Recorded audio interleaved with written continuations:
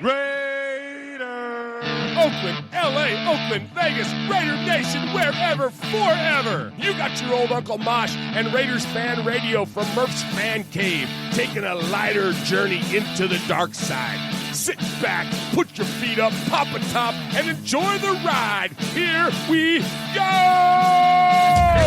Look left, look right, Koleknikov, a leaking pass, touchdown! We miss you, we love you, and we'll see you in the Hall of Fame. When you have great coaches, then after you have great coaches, you get great players, you have a great organization, and you tell them one thing, just win, baby. Way up the middle, intercepted Filipiano at the 50, time running down. Oakland football, and I think Oakland victory. The Oakland Raiders have scored on the most zany, unbelievable, absolutely impossible dream of a play. Well, I love this team. I think this team can win. I think this team can win. What is up, Raider Nation? Your buddy Murph back once again for what we hope to be a fantastic episode of Raiders Fan Radio, coming to you live from Murph's Fan Cave. This is episode number 153 of Raiders Fan Radio, and no RFR live this week, so we won't be live on the YouTubes, but we are here in the Fan Cave, myself, and I don't really care to do podcast selfies, which is always made nicer when I do have to do a podcast selfie, because we just dip into the Sea of Fans mailbag like what we're going to do tonight. But I'm glad to not be doing this with just me and you in the Sea of Fans, but also riding shotgun, the man that adorns the southern annex of the western annex of the Murph's Fan Cave desk. Welcome to the show, Swag Jeff. Yeah, let's go. Let's go. Thanks for having me back, man. And yeah, you don't need to do a selfie. No, absolutely not. I can do a selfie with you in it. Yeah, but is that really called a selfie? I don't know. Is it like a dually?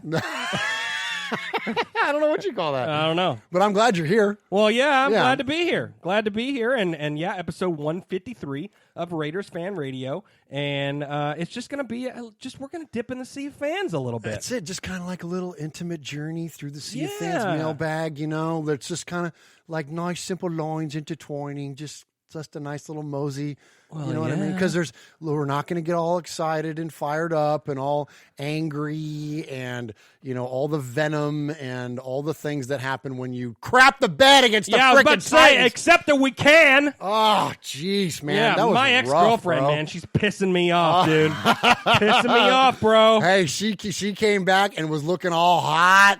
Oh, yeah, my she gosh. did, yeah. And then fought your new girlfriend and whipped her ass. Yeah, she got a facelift named Ryan Tannehill.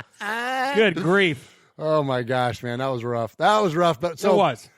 So anyways, no RFR live tonight. Uncle Mosh isn't with us, so Jeff and I are just going to jump in. We're going to do your voicemails. We'll talk about the game and the other such events of Raider Nation as we go through the voicemails. But I'm sure, yeah. RFR Nation will have plenty to say. Absolutely. So, plenty to say. Just to do a little bit of housekeeping to let you know what we're going to look like through the next little bit for those of you that care to know. So today is December 10th, and we're going to release this show for this week. I will have a Mondays with Mikey and Murph for you. Also next Monday. And then Mosh and I will be in the Fan Cave to do RFR proper on the 18th. Then Christmas week, we're going to take off. And then the last game of the season for the Raiders is the 29th. And I believe all three of us will be back in to do RFR Live. Yeah. Maybe not on that Wednesday, which is New Year's Day, but maybe the day after, maybe like Thursday or something. Sure. Both, or not both, but all three of our work schedules tend to calm down during that week, and we think that it would be a good idea for us to get on and kind of do maybe a little season wrap-up kind of thing. Absolutely. Who knows? Maybe there's a slight chance that we could be talking about playoffs, but odds are we're just going to be talking about the conclusion of the 2019 season. Yeah, probably.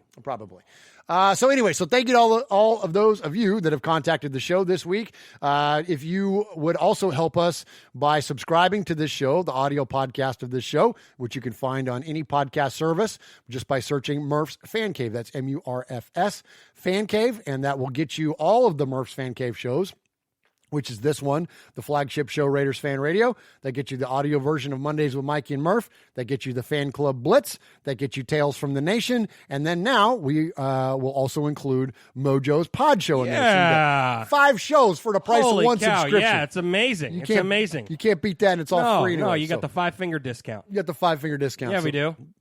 So definitely support us in that way, and then check us out live, usually every Wednesday on YouTube, youtube.com/Murph's Fan Cave. All right, so there's a lot of housekeeping for you. I appreciate those of you, as always, for the support. You can contact the show anytime at 909-345-3346 and leave us a voicemail, and that's where we get these voicemails for the Sea of Fans mailbag. Yes. And then you can also email us, show@RaidersFanRadio.com. But before we get into all of that, Swaggo, you always tie back our episode number to something significant. I do. In Raider Nation. And what you got this week? I do. So episode 153 of Raiders Fan Radio, we are going to take it back to the year 1973. Ooh. 1973, in his sophomore season, everyone's favorite, number 21, Cliff Branch. Nice. He averaged 15.3 yards per reception, and this is his sophomore season, right before he went all goat for the Raiders. So he got it. He dipped his toe in the water and got acclimated to it, and then he just went all goat for the rest of his career. Oh, that's awesome, yeah, man. Good job. Good job. Any opportunity we have to celebrate Cliffy around here, we will definitely do it. Absolutely. All right, man. Unless you got anything else, hit him with some contact info, and then let's get into the Sea of Fans. All right, boys and girls, pay attention. You got your old Uncle Mosh here with an update. That's right. I got some stuff for you. Take out a piece of paper, a pencil, a pen. Heck, use your pocket knife and carve the info into your dashboard as you're driving down the highway. First off, you need to like us on our fan page on Facebook. That's right. Go to Facebook at Raiders Fan Radio Podcast. Don't forget about the Twitter. You know your old Uncle Mosh, he twits now. That's right.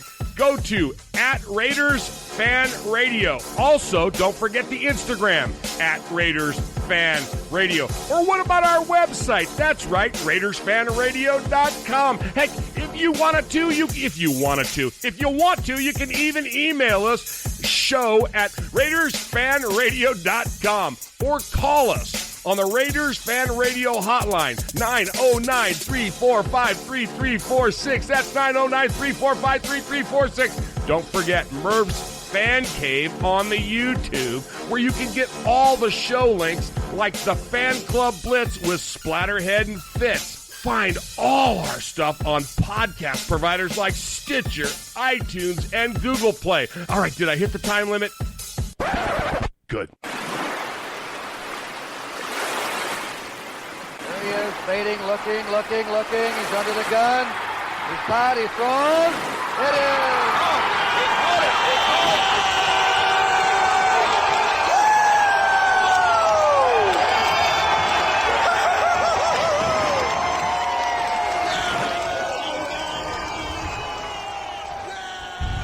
All right, as I mentioned a couple minutes ago, there are the 2 best ways to get in touch with us here at Raiders Fan Radio is to send us an email, show@RaidersFanRadio.com, or you can call us, 909-345-3346. And if we play your message 3 times or we read an indefinite amount of your emails, we will then refer to you as what we call a made man or a made woman. It means you're just kind of part of the inner circle, man. And everybody that listens and participates is part of the team, but you become like a member of the short list of the Capo's captain list there by doing that. So appreciate those of you that contacted us this week. And so, Jeff, let's start off with some emails.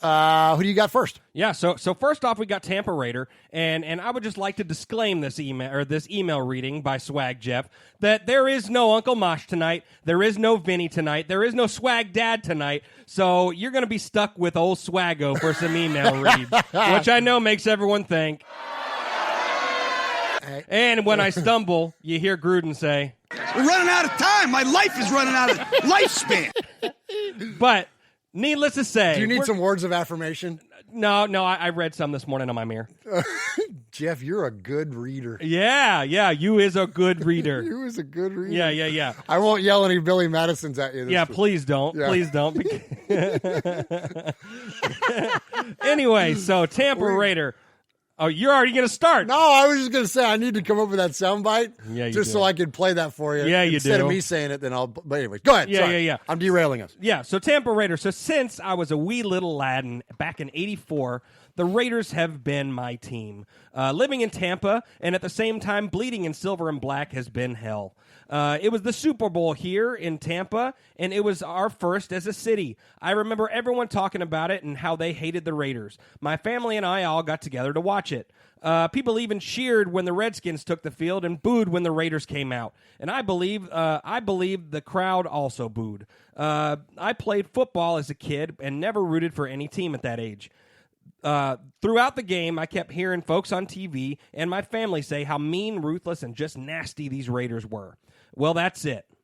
This was the team I was rooting for. And still loyal for, I guess, about 40 years now. And let me tell you how much it sucked when all the other teams beat us in the next Super Bowl that just happened to be in Tampa. Hell, I still get it. And every time Oakland comes to Tampa, we win. But I still hear it. So my question is, what do you think that I might be? You think I might be the damn curse that's keeping us from greatness? I mean, since that run in the night from Marcus Allen, we haven't held that trophy. Anyway, Carr is great. Tell folks to lay off him. Also, not too many people in the media talk about his leadership or just how good of a guy he really is. His brother does, well, you know. But love your show, guys. Hope Uncle Mosh got the stitches out from that split. Keep on trucking, dudes. And like I said a few weeks ago, we dwell on a different mountain. They can have Rushmore.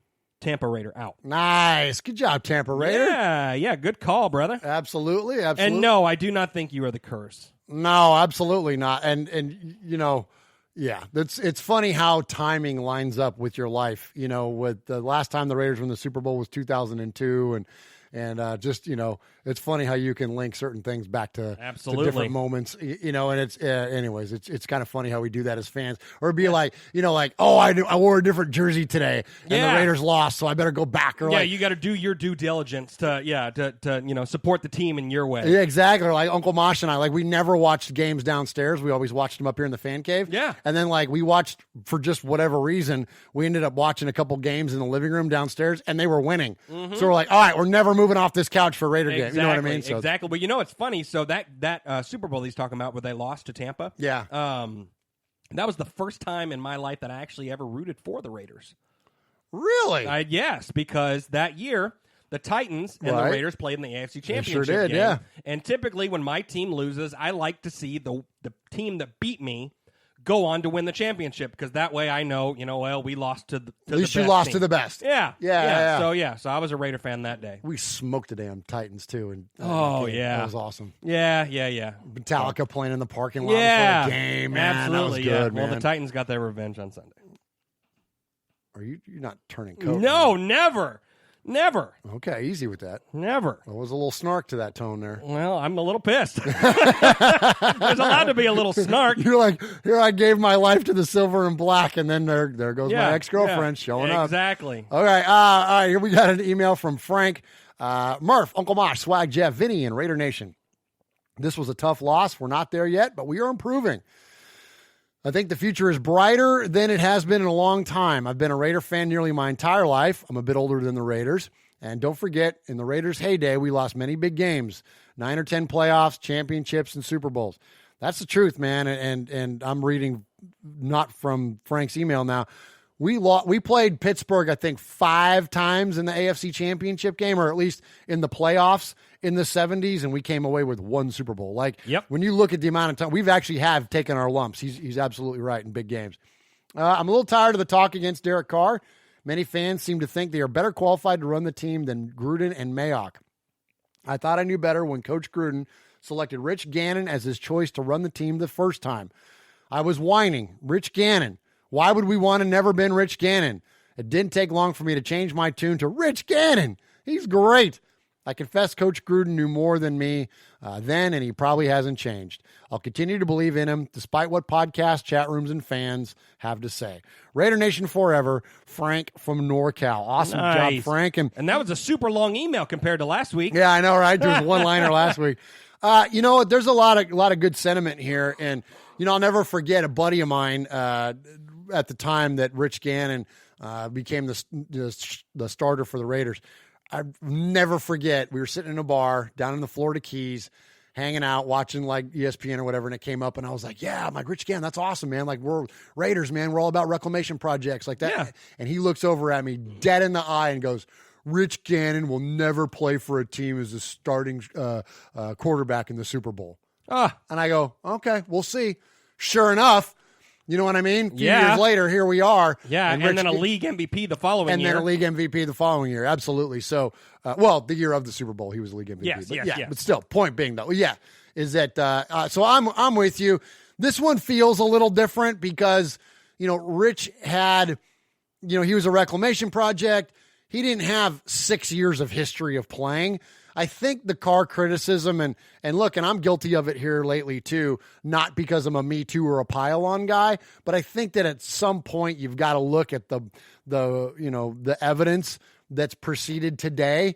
And we've now got 6 years of running history of watching this guy play. And I think we're just all finally gotten to the point now where it's kind of fair to wonder, is he going to be the guy or not? Because it's not just a year or two. Now there's 6, man. And there's been a lot of changes, and now that could be, you could say, well, that could be one of the things that's keeping him back. I don't know. It's a whole big area of discussion, but what do you think before you get into Paul's email? What do you think? So we've talked for the last couple of weeks about how this next game is the biggest game of Derek Carr's career. It's always the next game. The next game's the biggest. The next game's the biggest. So we had the Chiefs game that was for the division. Carr, that was your biggest game, and you laid an egg. Now, to keep your playoff hopes alive, go beat the Titans in Oaktown, and you lay an egg. You know, you throw away a pass, and you don't make super smart decisions. He looked better in the first half. He did. He was creating, he was moving, he was extending plays. I thought, he ran for a first down right there. Yeah. And I would think I said it in the group chat, like, wow, he's running trying to apologize to Raider Nation. I thought we were starting to change. The first half, he looked good. And I don't know what happened in the second half when they rolled out. I mean, it just, they just didn't have it. You know, something that I brought this up on Mondays with Mikey and Murph last night. I'm going to say the same thing to you and our listeners here on this show, and I want your feedback. So, to me, we were talking about, like the play where he threw it away on 4th and 1. It was the end of the game. And my point on that was there are a handful of things that could happen. There were 5 things that I came up with that could happen. You can get sacked. You can throw a pick. You can incomplete pass. You can score a touchdown. Or I forget what the other one was. You can fumble or whatever it was. Or throw it away. There we go. Thank you. So those are the 5 things. All right. But of the things that were in there, so of the possibilities, like none of those, granted, were going to impact the outcome of the game. Sure. Game was over. So none of those things would change the wins and losses. The only thing that was going to change were stats and morale. That was it. Those are the only things that could potentially change. Yes. If that's Kenny Stabler, he's trying to make a play. If that's a lot of other quarterbacks, they're trying to make a play. And I think that, again, this is not me piling on to Derek Carr. I'm just saying that, and this is partly Gruden too, because Gruden was completely happy with the way that thing unfolded. I think it's just a microcosm of what we are as fans seeing the team and the offense doing as a whole, and that is the default becomes give up.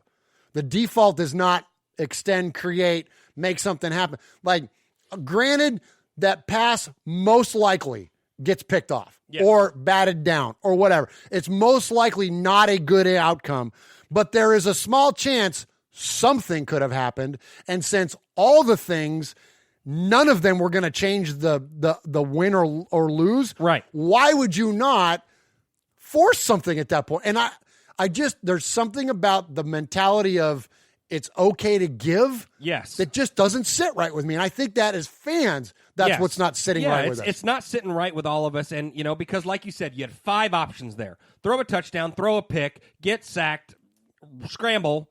or throw it away. And 4 out of those 5, you're still trying to do something for your team. You know, I mean, everyone has talked about what a great leader that Derek Carr is. And he is. He is. He's a leader of men, you know, not only with his football team, but with his faith, everything. I love the guy. But you know what? When it comes to football leadership, now it's time to practice what you preach a little bit. Ooh, because you know nice. what? Because you talk about and this isn't just a Derek Carr thing. This is the mentality of the Raiders. Don't give up. Don't give up. Fight to the last whistle. This is the way Silver and Black does. And when you toss a ball away on 4th and 1 and give the ball back to the opponent, yes, it didn't really matter in the grand scheme of things because the game was over. But I mean. Come on, you're already on thin ice, dude. Like, make a freaking play. Like, Raider Nation is pissed at you, man, right now, Do something, I don't know, man. It's just, I don't know. Yeah, okay. Well, it's tough. It is tough, and I don't think that it's I think we're becoming uniform in our feelings about Derek. There's been a lot of divide for a long time. Yes. As the kids say, there are the stands. And then there are the haters, right? There's the people that are going to love him regardless. Yes. The people that are going to be disappointed with him regardless. And then the most part, like most things in the world, you have your extremes on one, your extremes on the other, and then you have all of us here in the middle. All of us moderates, right? Well, all the extreme liberals and the extreme conservatives battle it out. There's all of us here in the middle that are just like taking things issue by issue, play by play. Yeah. Well, Derek is now losing the middle. Like now they're all teetering to either side, and there's no middle ground. There's no middle ground, and your percentage of stands is very small compared to those of all the rest of us now that are at least open, not to be aggressively critical of Derek, but at least open to the idea that maybe there are some changes coming. What is Jon Gruden saying with his messaging here lately today? You were reading. I read an article. He said change will happen. Like, what does that mean? Yeah, what does that mean? Are you going to start Deshaun Kaiser? Does that mean you're going to, change your playbook a little bit? I mean, what is that? It was left up to interpretation, so we don't know. But like we've talked about for the last several weeks, I love Derek Carr, and I will love Derek Carr until the day he does not wear silver and black, and he is our quarterback until he does not wear silver and black, or the coach feels like there's someone else better. But this middle ground of people now that is like, maybe we should flirt with the idea of doing something different. We got to. We've got to. I think that it's prudent at this point, and I think that we're going to see it sooner than later. Gruden is the guy that will take chances on aging quarterbacks and other, like he'll consider other options. Yeah. And I think it's coming up quick. Anyways, let's get to another email there. Yeah. So evening, fellas. Another weekend to forget. We've had so many punches in the stomach lately, it's hard to keep getting back up. We hung in there for about 35 minutes against the Titans, but they were moving the ball so easily against our defense, it had an air of inevitability about it. The DC issue was summed up with the 4th and 1 play towards the end of the game when he threw the ball away. In my opinion, you cannot just throw that ball away, irrespective of the scoreline. It would not have made a difference to the result, but surely has to be taking a scoring opportunity at all times. One still photo I saw of it, you can actually see the photographer pointing at a huge gap DC could have ran into himself. Really frustrating.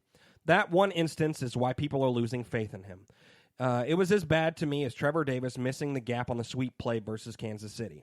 Whatever the reason and whoever it is to blame, it has to stop because we can't compete with that kind of mentality. So, as a consequence, I'm nervous now that we're going to blow the rest of the season. The Donkeys are finding a little positivity, and you could bet that Phillip Rivers is going to do his best to win one last game against us before he retires to his children farm. The bottom line now is to win on this Sunday. We have to win this game. We cannot, under any circumstances, crap the bed against Jacksonville. If there was one wish this festive season that would come true, I hope it's a win on Sunday. We need it for our sake, but primarily for the loyal Bay Area nation. It's vital that we say goodbye in the right way. The faithful deserve a final send-off to smile about. So Derek and company, stop sulking and show us that it isn't just words and you can go out there and kick some Jags' ass. A few things to finish this week. Do we bench Josh Jacobs to protect him against further damage? Do we play Deshaun Kaiser at all? Finally, Raider-born Rico makes me feel inadequate. This guy sounds so smooth. Imagine if he looks like George Clooney as well. Lock up your daughters, everyone. Fingers crossed for Sunday. Let's hope we're as proud of the team as the fans are in the stadium. Love you, Raider Nation. His Lordship, Paul Egerton, Shropshire, Mississippi. Pauly Award winner 2019, Sizzler scorekeeper, proud made man, and 2-time winner of the Raiders Fan Radio Sizzler. Paul. Paul. Paul. Paul. Paul. Paul. Paul. Paul. Paul. Paul. Paul. Paul. Paul. Paul. Paul. Claude. Claude. Claude. Paul. Paul. Paul. Paul. Shit, Paul. Paul. Your name, Paul? Hello? Paul. Hello? Paul. I met him with Paul. Who? Paul. Paul, yes, Paul. Paul's not here. Hey, Paul. Paul. Hi. I'm Paul. Nice. Appreciate the email there, Paul. As always, Paul from our buddy Shropshire. Paul, I can't talk. It's early in the day. I'm like kind of out of a little bit out of sorts. Appreciate you, Paul, and your email from Shropshire, Mississippi. Couple things there. That still photo, I've seen that a few times from a few different angles. It's a little bit misleading. So what he's referring to is when Derek Carr rolled out on that final pass, when he first drops back in the pocket, there's a gap on the left-hand side.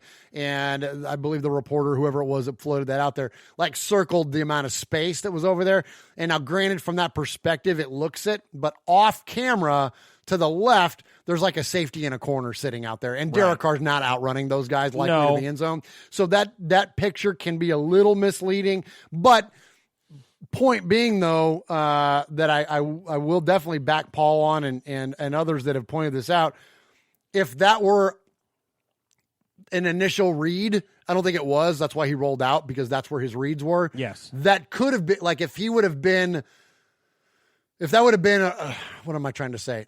If he didn't have to make his mind up, like, because there's that pause, decide, okay, now I'm going to go right. If that would have been more designed, drop back, hit your 3 steps or whatever it was, and then boom, go, then he might have had a shot at it. But he kind of settled for a minute, then rolled. And so, you know what I mean? So it gave those defenders a chance to recognize what was going on. If that would have been just like, stick your plant foot and take off, then it would have been different. I think he would have been quick enough to get in. And I don't have an issue that he didn't run. I don't have an issue. The issue that I have is that, look, we pay wide receivers and tight ends and running backs a lot of money to go out there and make plays too. It's not just the quarterback's job to make the plays. The receivers and the tight ends and the running backs, they got to do it too. So go just throw it and see if they'll make a play. Throw it high. Let Darren Waller try to jump up there, use that 6'6" frame, jump up there and snag it out of the air, or overthrow him, and it's over anyways. And it's over anyway. Yeah. So, that the issue that I had was that he gave up instead of trying to let one of his players make a play. Absolutely. One last thing on Paul's email before we get to the voicemails. I talked about this a lot last night, and I really don't want to just repeat a lot of the same things I said on Mondays with Mikey Murph, because you guys have already heard me say this. But I can't stress and the importance of the Raiders getting this win. Jeff and I, you and I were just talking about it at lunch that, this is the last game in Oakland. If you give up on a play now, now you're giving up on the potential for the fans to see you score a touchdown for the last time ever. This becomes like the I don't say call them the consequences, but the what's the word? This not the severity, but it's everything you do on the field. This game is meaningful. Everything. This is the last time that play happens in Oakland ever, and so I think it's really important to send the Oakland fans home with a win. The fans that have been loyal to this team through the toughest of times, really since the return, other than the early Gruden years. These fans have been through a lot, and I say these fans because I can't count myself in that crew anymore. We've attended Raiders home games. I'm from out there, but I'm not the one there week in, week out supporting this team endlessly. And so the Oakland fan, I have the utmost respect and reverence for Oakland fan. The city of Oakland, not so much. F the city and the mayor and all the bureaucrats and all the politicians that have led to the Warriors leaving, the Raiders leaving, and most likely the A's leaving. If it wasn't for the Giants suing them for the fan base, they'd been long gone already. Yeah. So they've effectively lost all 3 professional franchises in a short window of time. So I don't have any remorse or feelings for those people. But for the fans, it's completely different. So for the Oakland fan frankly deserves to go home with a W. Yes. And if you send them home with an L against the goddamn Jaguars of all teams, Yep. like, come on, Raiders. Like, please. Like, it's beyond just like me being a fan. Like, I just want it to be balance in the universe at this Yes. point. Yeah. Like, sheesh, Derek, just stop. Be aggressive. Be Jon Gruden too. Like, if you've got trick plays, I don't know if they do or not. I don't know if there's flea flickers. I don't know if there's reverse passes Pull and everything throwbacks and all that. I don't know if those things are in the playbook or not, but if they are, pull them out. All of them. All of them. Yes. Do this. Absolutely. Yeah. You have to send these fans in Oakland home the right way, because this is not only just, the last ride in Oakland and all that stuff. This will set the legacy. This is the last time Oakland fans are going to see the Oakland Raiders at the Coliseum. I mean, yes, we'll still be fans of the Vegas Raiders and all that stuff, but this is the last time that the Oakland Raiders will have a home game in Oakland. So you got to do it. And so to follow that up, Paul asked, so are they just going to bench Josh Jacobs for the rest of the year to prevent him from getting further damage? I don't think so. I think that if he's ready to play, if he is healthy enough to play, I think they'll play him. Do we play Deshaun Kaiser? I don't know. I think right now the coaches need to stress what we're talking about to the team, to the player, everybody. Look, we have to win this game. Anything short of that is unacceptable. Win this game for Oakland. Amen, dude. And so do we play Deshaun Kaiser? Does Deshaun Kaiser give us a better chance to win than Derek Carr? I don't know. Let's trust the coaches. That's where you gotta have faith in the guys that are making the call. I don't think Deshaun. I don't Kaiser's think they done. will. I don't think he's. If there's a 40-point blowout, you might see him. But something short of that, then they're not going to do anything silly like stardom. No, no way. All right, let's get to some voicemails. We've got quite a few to get to. We've got a couple repeat offenders in here. 909-345-3346. Leave us a message. We play it 3 times. You become a made man or a made woman. And when we get through these voicemails, Swaggo will have a Sizzler Award to hand out that we award to the best voicemail or email. I don't think we've heard from Capo. Normally we kick off this segment with our call from Aaron, Aaron the Q-Dog Raider. He typically calls us right at the buzzer. Yeah, so I don't think we're going to have a call from Capo unless it gets in here. And also this. We just got a call right as we were going live. If you're happen to call us right now, I'm going to answer you live.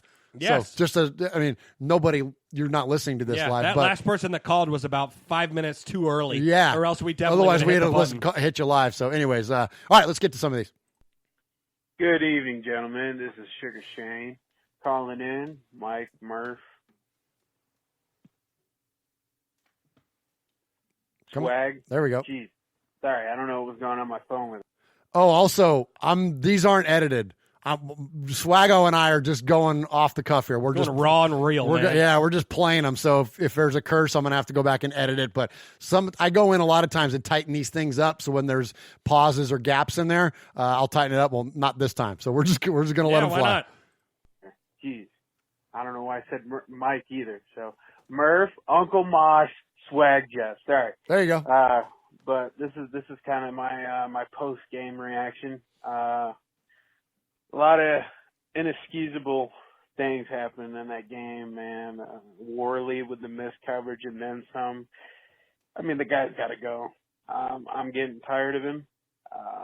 He's had multiple opportunities to try to show up every Sunday, Monday, and Thursday, every game. So he's been on the hit list for Q-Dog. He's been on the hit list for me, and I think after this game, he's going to stay on there for a while. Anyways, a lot of calls against us were crucial to the fact that it just seemed like every play was a penalty against us. But with that said, there wasn't so many, so. But definitely the Waller fumble That cost us big time. They actually put us out of the game, I think. You know, it was a shootout at first, and I just think by the second half we crumbled, and that's sad, you know. So, but there was no sacks on our end, so I don't know if Tennessee's got a decent line, so I'm not going to put the no sacks on the day against them. Ryan Tannehill is not a franchise quarterback. As much as all the media and everybody wants to give Tennessee the attention for him taking over Mariota's job, he is not a franchise quarterback. So I guarantee they will be drafting a quarterback soon. I don't think so, man. Jacksonville next week should be a win, but I'm not going to hold my breath on that one. And we are now in the hunt. And I just have one favor and one favor only to ask to, you know, brighten my spirits and make me more happy. Uncle Mosh, can I have a dozen glazed or powdered donuts? Anyways, take care, guys. There it is. Have a good show. Awesome. Appreciate the call, Sugar Shane. He's got one more here. Let's hit that. And it's only 14 seconds. Let's see what else he had to say. Sorry, guys. I'm calling in one more time. This is Sugar Shane calling in one more time. Swag Jeff, what the hell is up with your ex-girlfriend? Anyways, have a good night, fellas. Nice. I'm with you, Shane. So Shane, I love the call, man. I was with you on everything except for the Tannehill portion, and I tell you, Swaggo's gonna give you some, I'm gonna call it breaking news here. But tell me some of the info that you've heard locally about him since he took over for Marcus Mariota. Everyone was kind of in your boat as well, Shane. You know that he's not that he's Mr. Right now, not Mr. Right. And but after going now, he's 6-1 as the starter and has like the second highest completion percentage. And he's tearing everybody. He's up. kind of a gamer. Like he's running for touchdowns. He's fiery. He's leading. He picked apart Worley. I mean that kid from Ole Miss, AJ Brown, is just a stud and all that. So but he picked the Raider defense apart, which the secondary is. It is what it is. We're kind of depleted right now in the secondary, but they're tearing all kinds of guys. I mean, they tore up the Chiefs. They're for real. And so the Nashville media and the team right now, they're saying, hey, give this guy a 3-year contract, see what he does. Because he's 29 or something like that. Yeah, he's still got some time. So I think he might be their quarterback of the future. I don't see them draft, at least not in any of the higher rounds. We'll see what they do next year, and then they might go after Trevor Lawrence from Clemson or something like that if that doesn't work. Right. But you know what? I really don't care. I don't care what they do. You don't care what they do. I don't care what they do. How cool would this be? How about we draft Tua so we can have another left-handed Alabama quarterback, and just like Kenny was. So we draft Tua, and then we sign Marcus Mariota as his backup. And now, how would that be for your Raiders? Wow, the worlds collide. I know, right? Worlds collide. That'd be interesting. All right, let's go to another one here. Let's hear from our buddy Ruben in Vegas. Hey, what's up, guys? Ruben from Vegas checking in. Man, what an embarrassment. Secondary, trash. Man, Tannehill, really? Like, I understand he's been on a little streak since he took over, but really, it's like every time a quarterback plays, they break records. Yeah, true. True. So-and-so. Man, any quarterback that comes and play us, man, it's like they're beating us. I just feel real bad, man. Second to last game in Oakland. Carr, I'm sorry, man, he might have the highest percentage completion in Raider history, blah, blah, blah, but I love the guy, man. He played at the college where I used to live by, Corcoran, California, by Fresno. He's a Bakersfield kid, but dang, man, can we get Gannon back? Like, all this little dink and dunk. I don't know, Murph, explain it to me. Maybe like he said about the West Coast offense, whatnot, but can we get Gannon? Can we get the Snake? Can we get, dang, man, I'll even take, I don't know, man. I'll take, Vince Evans, yeah. Somebody, man, but tough loss, man. I feel bad for the fans, like I said, We got Jacksonville next. Minshew Mania is coming to town, Oakland, and I wouldn't be surprised if the secondary makes him look like, breaking all these records single seasons. But anyways, really quick though, a big shout out to the Raiders Foundation and the Raiders and the United States Marine Corps. we had our Toys for Tots thing this past Friday out here. I got to meet 2 Raider alums. Shout out to Steve Wisniewski, guard 89 through 01, and Run DMC himself was there. Darren McFadden, running back 08 to 14. Very cool. They were both there at the Raider Image store at the Galleria in Henderson, and chopped it up for a little bit. I got interviewed with my son, my bonus son, Jacob. We are going to be on Raiders.com, so look for that. They told me either Monday or Tuesday, but nice. Oh, very tough cool. loss, man. On to the Jaguars. Win, lose, or tie. Looking at my wall. Raiders till I die. Have a good one, guys. Late. All right, good stuff there from Ruben in Vegas. Congratulations on the interview, man. We'll check out Raiders.com. Absolutely, we will. And look for you there. So one thing in terms of he asked me about the West Coast offense and asked about, the checkdowns and the dinking and dunking. And, that's just a feature of that offense. It's just going to be the way that it is. Something that popped up yesterday when I was doing show prep for Monday and Mikey and Murph, I came across this stat that the Raiders throw to their wide receivers second fewest in the league. Jeff, do you know who number 1 is? So the least amount of targets to wide receivers. It would be another West Coast offense team. What would that be, like San Fran or something like that? That's not a bad guess. It's not a bad guess. It's actually the Ravens. Really? Well, yeah, because Lamar Jackson runs it 50 times a game. Well, and he's throwing it out to Mark Ingram, right? Like they're not. Yeah, or Andrews, they're tight end. Right. And so when you think about the wide receivers for Lamar Jackson, he's got Willie Snead and Seth freaking Roberts. Seth Roberts. Yeah. So point being, though, is this, Ruben, is that you can still have a dynamic offense and still be dinking and dunking. You just got to have the right players. Right. Clearly, Lamar Jackson is your, at least at this point, MVP, him and Russell Wilson.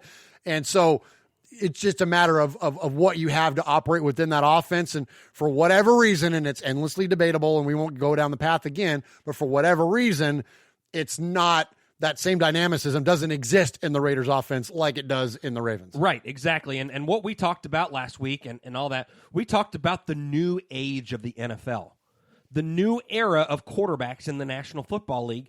You don't see as many pocket passer guys anymore. You see guys that are dual threats that can make plays happen. And you see a team like the Ravens. That's a perfect example. I never would have thought of them.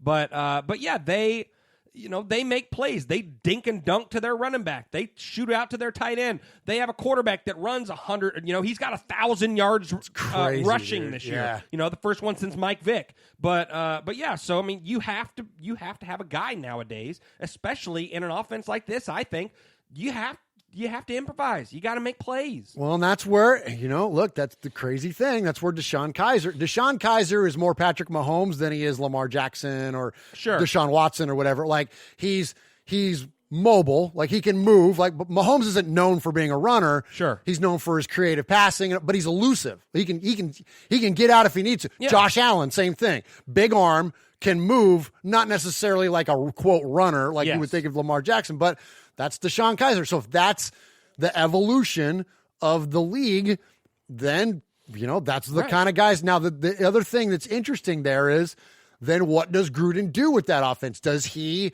adapt his West Coast offense to accommodate a player with those skills? Sure. That maybe in a way that for whatever reason he hasn't done it for Derek. Because, look, Derek was, I'd call him a mobile quarterback, but he could move. Well, that's what I was just about to say. There was more like Aaron Rodgers was. Like, you can get out and go a little bit, right. But he's not, not a, quote, runner, and not as big-bodied as, what somebody like Kaiser or what Mahomes is. But, somebody that's fluid at least. But seems like there's nothing in the offense for that to accommodate for what athleticism he does have. Yes, yeah, because what I was going to say, you were naming quarterbacks. You got guys like Russell Wilson, Lamar Jackson, Deshaun Watson, all that stuff. But you know who else does that half the time? Is freaking Carr. You saw in this game, he at the first part of the game, he scrambled for a first down. Well, he did in the first part, yeah. In the first part. So you see those flashes dude, do that all the time. What are you doing? Yeah, and that's what I wondered. I wonder how much of that stuff is coached out of him or a quote or even into that him. could be too. That could be. I don't know, man, because it seemed like he did that a lot more early on, but then he started getting hurt. So then it's because his fans were only left to interpret what we see, and it's well, is he not doing it because he doesn't want to get hurt anymore? We don't know, man. Sure. But for whatever reason, it changed. Yeah, he could have been coached to say, hey, look, we don't want you to get hurt again. maybe just stay in the pocket. Exactly. And then you look at like Deshaun Watson, like they're talking about him, like he opens himself up for those hits. The guy gets he holds the ball and he gets hit and he gets sacked. Yeah. Where then you look at Lamar Jackson, not so much. He'll take a step out of bounds. He'll throw the ball away. Yes. Like he'll avoid that stuff. Yes. Where Deshaun's taking the hits. You know what I mean? And Yes. those they add up over time. Look at Cam Newton. Look at Roethlisberger. Look at those guys. Yeah. Mariota. You can only get hit for so long. You know what I mean? But all right, let's get into another one here. Another call from the 559. Again, these aren't screened, so I don't know who we're hearing from necessarily, unless Google gives us a little bit of a whatchamacallit? Transcript. Yeah. And so if it clearly states it there, then I'll know who it is. But other than that, I don't know who these callers are. So this one might be Running Bear. Hello, Uncle Mosh. Yes, it is. Swag Jeff. Good call. Made men and women. This is Running Bear from Chile, California. Last year we went 4-12. At the beginning of the year, I thought we would go 8-8, and then we had some outstanding play by people both on our defense and our offense, and we at a point where we're 6-4. And I thought we were going to go places this year. I had hope, but I still, in the back of my mind, I still said 8-8. When you look at our roster today, when we came out, lost today, we were starting Zay Jones. We had to replace a right tackle because he was out. Trent Bauman was out. We had Doss playing, Rico Gafford playing. We had so many people not in the game. Josh Jacobs. We just ran out of players. We were 21-21 at halftime. Our biggest problem is that we have so many injuries, so many young players, and quite frankly, our coordinators are also failing us. They're not putting players that we have left in the right positions. We are way undermanned on defense. Our wide receivers are just not showing up. It's just not a good thing. But you know what? There's hope in this team. When you look at our young players, look at Jacobs, you look at Ingold. Then you look on the defensive side, you look at Crosby, Farrell, Abrams when he comes back from injury. We have, and there's so many other ones I didn't mention. We're going to be good. It's just going to take some time. We need a good draft next year. And people are saying get rid of Carr. You know what? Carr's not the complete problem here. I don't have a problem getting another quarterback to compete against Carr, but to trade him or get rid of him would not be smart. But it sets back for more than just 1 year. It'd be multiple years would set us back unless we got a miracle and got, the next best quarterback in the league in the draft, which is not likely to happen. That's a very rare thing. Not something you can count on. What we need to do is take a deep breath and realize we were an 8-8 team at best this year. And that's where we're probably going to end. We got next year to build on. And all of you, I love you all. And proud to be a made man and proud to be a Raider Nation. You guys have a great night. All right, appreciate Running Bear into Yes. Laurie. Great voicemail, my friend. And yeah, he makes a point, Jeff, about the Raiders playing deep into their roster. And, I've referred to it a few times now about the Raiders running out of talent. And that's kind of what I mean is that, we had more depth this year than we have had in recent years, but still we're not overly deep, and that's what you got to be to win a championship. Exactly, because we just found out another one that Foster Moreau's out for the year. Oh my gosh, so it's just another fatality in just this goofy season. And we were talking about it over lunch today that just not even just the Raiders, but the NFL this year. I don't know what it is, but there's been more season-ending injuries of big-name guys. I mean, the entire league is halfway depleted. You know what I mean? So it's, but having to play deep in your roster like that, it's tough. It absolutely is. Yeah. Who was it? Was there someone last night? Who was it? Someone that has had an ACL. Oh, the guy from the Seahawks. What they had one of their running backs. Was it Carson? Yeah, he's out for the year with an ACL. Wow. Yeah, it's crazy, man. Yep. And I wonder how much of that has to do with the with all the rules now where the players aren't able to practice as much. And I don't know. I'm just throwing it out there. Literally, I have no scientific, basis on this, but I'm curious if the lack of, conditioning or whatever else. You know what I mean? Just the practicing. I wonder if that's led to any of this stuff, or if it's just a coincidence. Sure. Yeah. Well, I mean, and it's funny. So we've been critical of Carr. We have, but look who he's got to throw to right now. So Foster Moreau is now out. You got Hunter Renfrow out. You got Ty Williams, who is a great number 2 receiver. So you got the top corners in the league. AB never got going. And so you had a great number 2 in Ty Williams, and so you got the top corners in the league covering Ty Williams. But then when you got backups like Keelan Doss, who we love the kid, but he's a practice squad player. He's a practice squad guy, and Zay Jones is maybe a 4th best receiver, and Gafford is a guy we signed off of the practice squad, stuff like that. So when you got your second corners covering these guys, it makes their secondaries, whether they're good or not, makes them look great. So, to go to Carr's defense just a little bit, who else he got? Well, now they're keen on Waller, too. We had a little bit of interaction with Coach Randy Hansen this week on social media, and he was talking about that. How about now how teams are putting big corners on Darren Waller? They're not trying to cover him with linebackers. They understand his athleticism. They're covering him now with big corners, and they're taking him out of the game a lot of times. Absolutely. All right, looks like Ruben in Vegas called us back. Hey, guys. Ruben in Vegas calling again. After sleeping through it last night.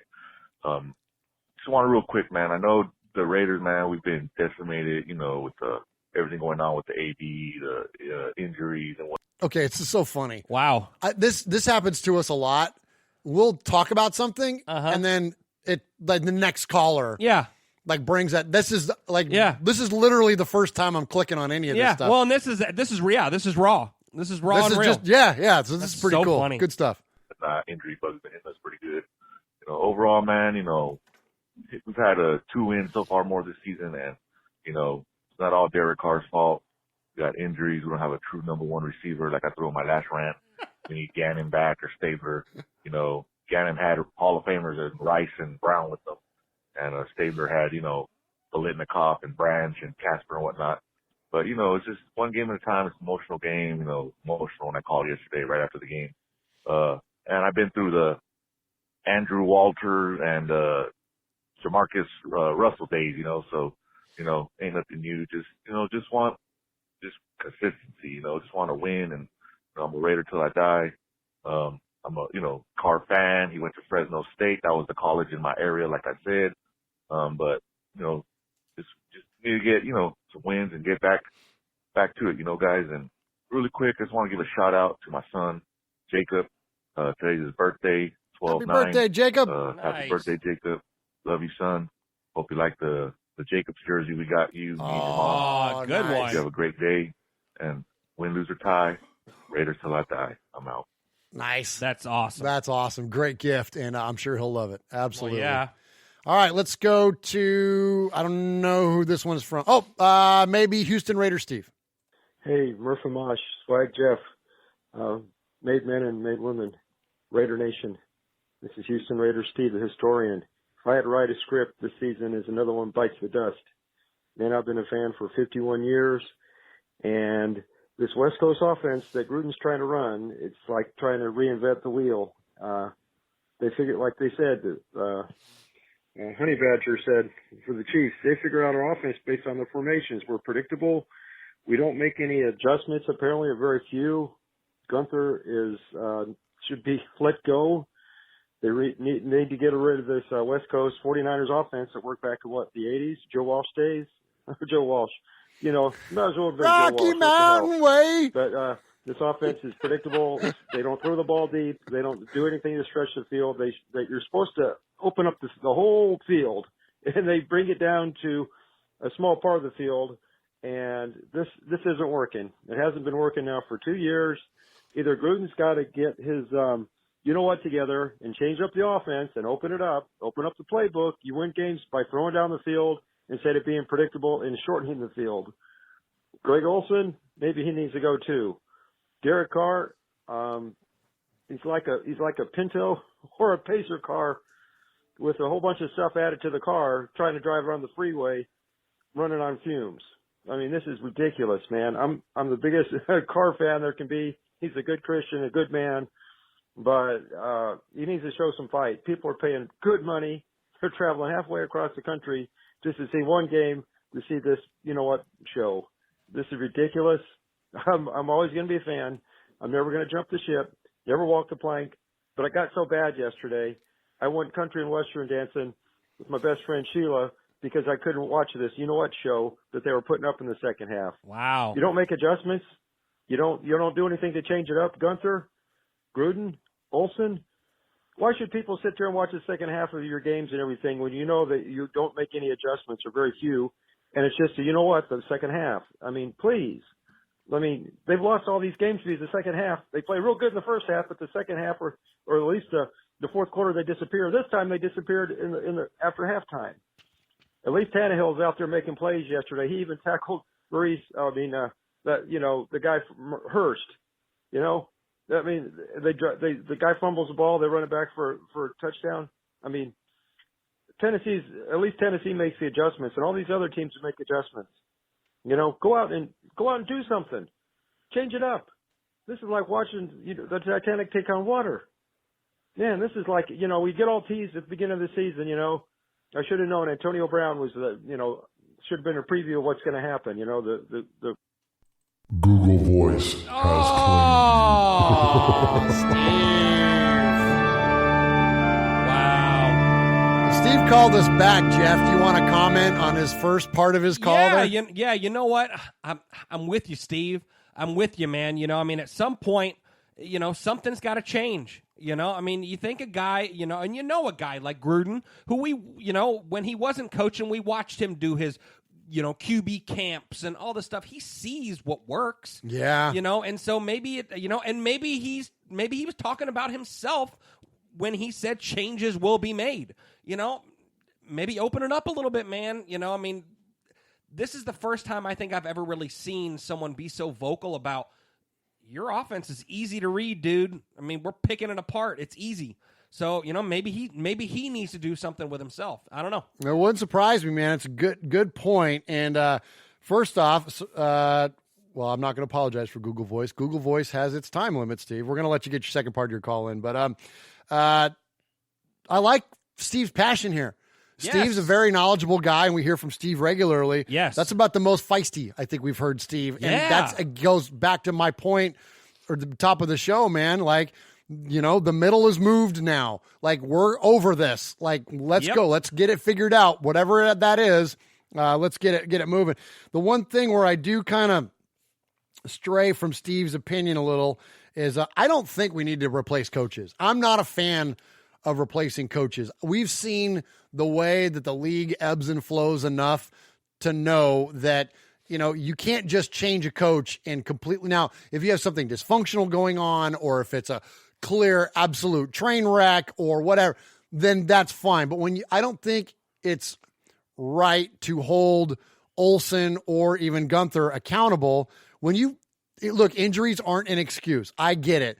But you're talking about some of the most key positions that these guys either drafted or signed free agents to play these positions, and those players are going down. So, it's really hard when you lose Joyner and Abram and Burfict, essentially the middle of your defense. Yeah, Carl Joseph, it's really, come on, it's tough. We lost Markel Lee for a little while. We were, just completely. I'd love to see. And then and then trade away Conley or Grant. You know what I mean, or whatever. Like, you just look at the fluidity of the personnel. It's hard to hold the counter. Now, that said, there are the other side of that. The cases to be made that Pittsburgh went through it too, and look what Mike Tomlin has been able to do with his team. They also have been decimated by injuries. They're going with a quarterback named Duck, for crying out loud.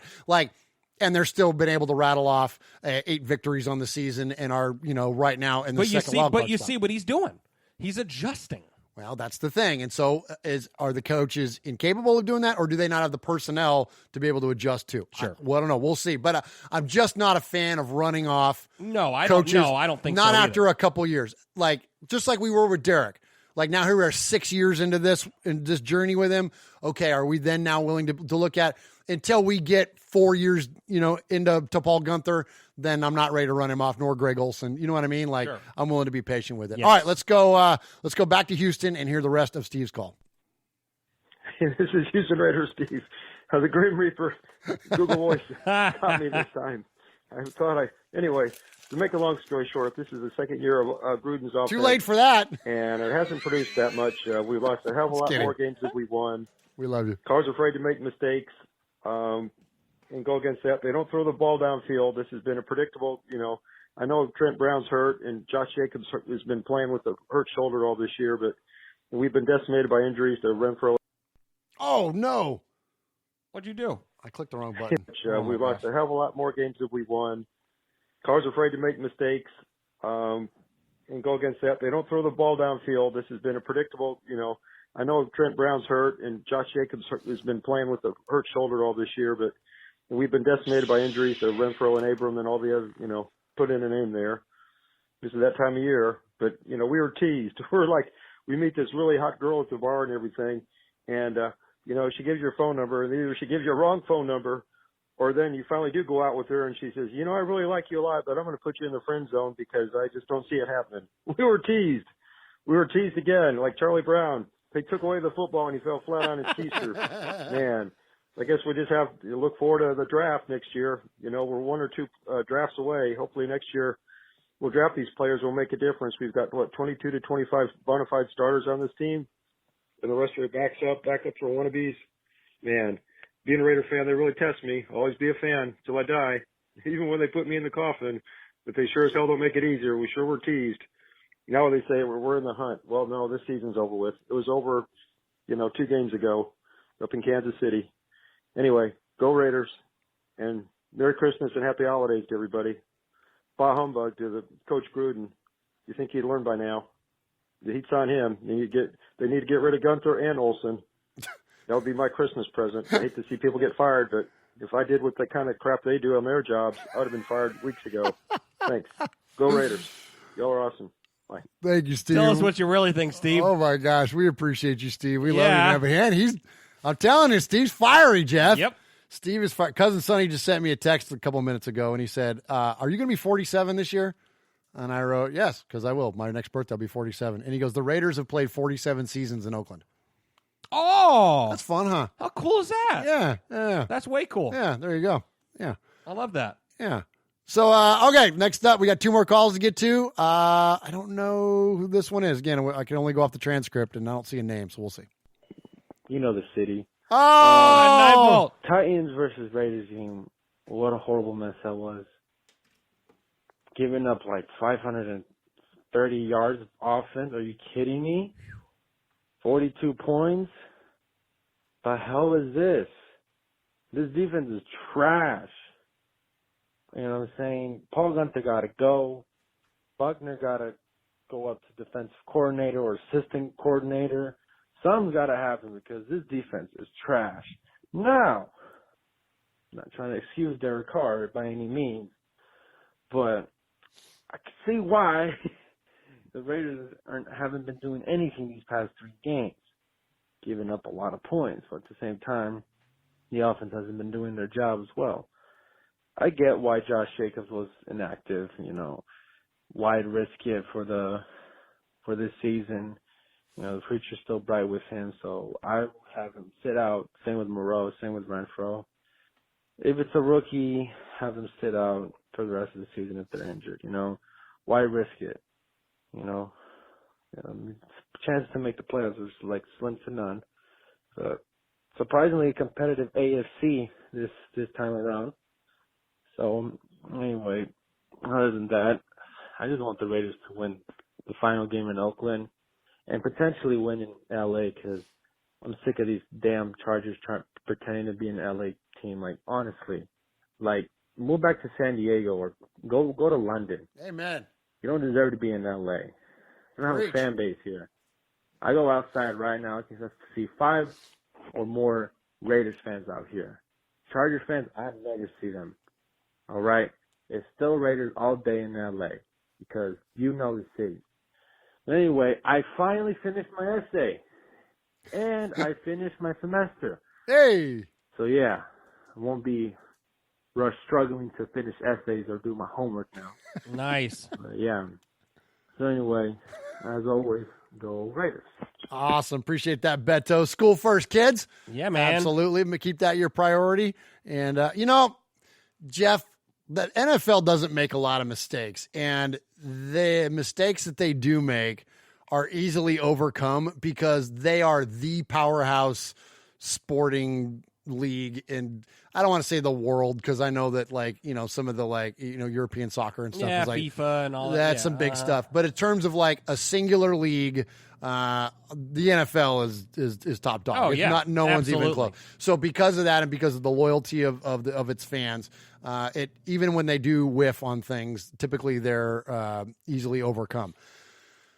Moving the Chargers to L.A. was a whiff of monstrous proportions. Yes. The idea that all they had to do was ask Raider fan who owns Los Angeles, Yes. and we could have told there is, when you look at just our little podcast that we do here, aside from the Bay Area, there is a vast disproportionate amount of our listeners, or proportionate if you think of it in those terms, that are in Southern California. Yes. Raider fan owns Southern California. They moved the wrong team to LA. They should have figured out a way to get the Raiders there. But the only thing is, if they would have done that, it would have completely dwarfed what the Rams are doing. LA is a Raider town, man. And Yes. so I that was a huge mistake. Guys like your dad who are longtime San Diego residents, guys like Mojo, and we hear from a lot of San Diego people. Yes. San Diego fan did not travel with that team. Absolutely not. There's a lot of us Raider fans that are like, okay, well, we would rather them be in Oakland, but I get it. They're moving to Vegas. Okay, fine. We'll still be fans. Yes. There are a crap ton of San Diego Charger fans that were like, yeah, no, I won't be rooting for them anymore. Yeah. My dad included. There you go. My dad included. Absolutely. Yeah. Absolutely. So anyways, great call, Beto. Great point there, man. And I'm with you, dude. I think that was a major oversight. Very arrogant move by the Spanos family in the NFL on that one. All right, we got one more here. Let's see. I'm not sure who this is. Maybe Coach Davis. Let's see. What's up, Murph, Uncle Mosh, Yep. Swag You're on Jeff, it. Capo, Aaron the Q Dog, Raider, made man, made women. This is your two-time award-winning Coach Davis checking in. Before I say what I got to say, I want y'all to understand my credentials. All right, y'all talking to someone that not only played in, but coached and drafted a penitentiary flag football team that went to 3 championships, winning 2 out of those 3. Nice. The third, we was cheated in true Raider fashion. But anyway, let me get to the point. Do y'all want a damn dynasty or a measly old Super Bowl? What do y'all want? I hear a lot of people sitting there saying, we need to win now. We need to win now. Look at the Lambs. They tried to win now. In a couple years, that roster is just going to be done. They done gave away their entire future for Jalen Ramsey, done paid all these high contracts to these players that they're not going to win a Super Bowl with. Yeah, they got to one, but they didn't win it. Right? Right. Okay. So, look, man, we're not built to win a Super Bowl right now anyway. Far from a dynasty. But give Mike Mayock and Jon Gruden some time. I don't want to hear about this whole, we need to get rid of Carr. We need to do this. Yeah, maybe we do in the future. But right now, we need to build a team. We need a quarterback to be able to step into a good situation, not a bad one. Just give us some time, man. Y'all have some patience. I'm tired of hearing y'all cry. It's okay. You know what I mean? Jon Gruden was in a booth for many, many years looking how dynasties were built and how to maintain them. Mike Mayock's been a draft guru for a long time, man. I listen to that dude on every draft. I kind of miss not being able to hear his expert opinion, but I'm glad he's with us. Yep. So why don't y'all just be patient, calm down, pump the brakes. We're not built to deal with all these injuries because we don't have the depth yet. Let them get this team deep, please, without crying about it. It's okay, man. Just enjoy the next 3 weeks. That's all we have. And then we're going to be begging for some damn football. All right? Right. Love y'all. I'm out. Great point, Coach Davis. And that's where I've landed on this thing, Jeff.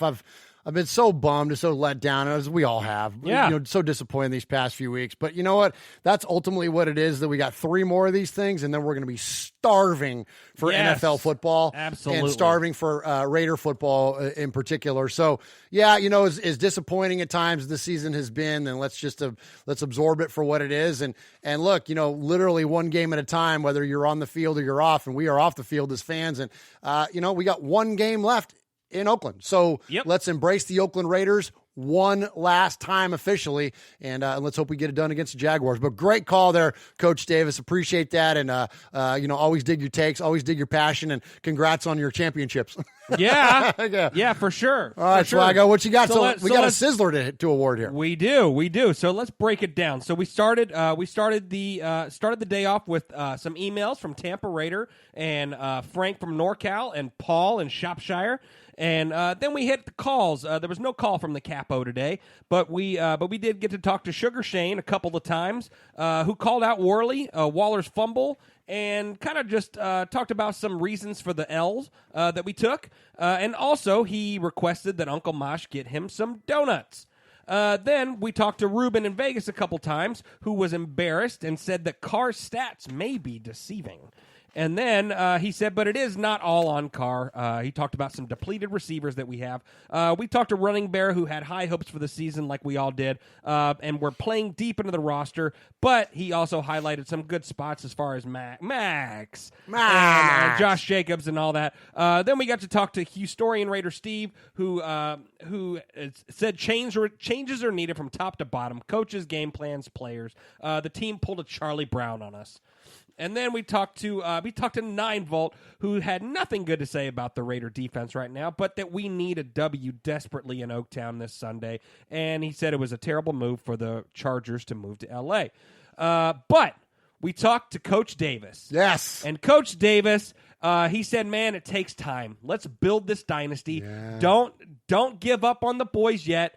And he is an all-star penitentiary football player and coach. This week's Raiders Fan Radio Sizzler Award goes to Coach Davis. Nice. Sizzler. Sizzler.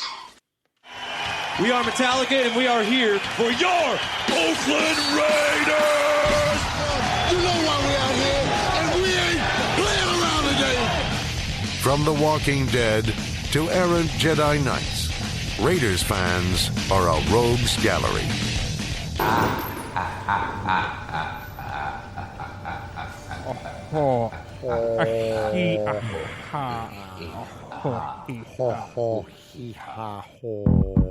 Congratulations, Coach Davis, on I believe your third Sizzler Award. The hat trick. I love it, man. Great job by him, and I appreciate your support as always. And congratulations on the success of your YouTube show with you and your Dottie Harley Raiderette. Great job by you both there on that. So thank you to you, and great take, man. We got to give it some time. Let them build depth, man. I'm with Coach Davis on that. We need depth. We don't just need to be a shallow, one-time flash in the pan. So anyways, thank you to all of you that called tonight. Thank you for your endless support of Raiders Fan Radio. We appreciate you all so very much. All of the made men and women out there, all of you callers, all of our emailers, all the people that support us on social media. One last thing on that topic. Hey, contact us like crazy via the email, via the voicemail. If we don't respond to your messages on social media, please don't take that the wrong way. We get so many that it's hard for us to keep up at times. And so if you definitely want to get us a message, get it to us on one of those 2 ways. Yeah, so thanks on behalf of Murph, Uncle Mosh. This is your boy Swag Jeff.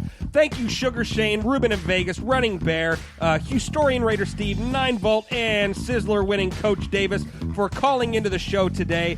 We greatly appreciate it, and also thanks Cliff Branch for in 1973 having 15.3 yards per reception to give us episode 153. So for Swag Jeff, Murph, Uncle Mosh, thank you very much for listening to Raiders Fan Radio. What happens in Vegas started in Oakland. Good night, everybody.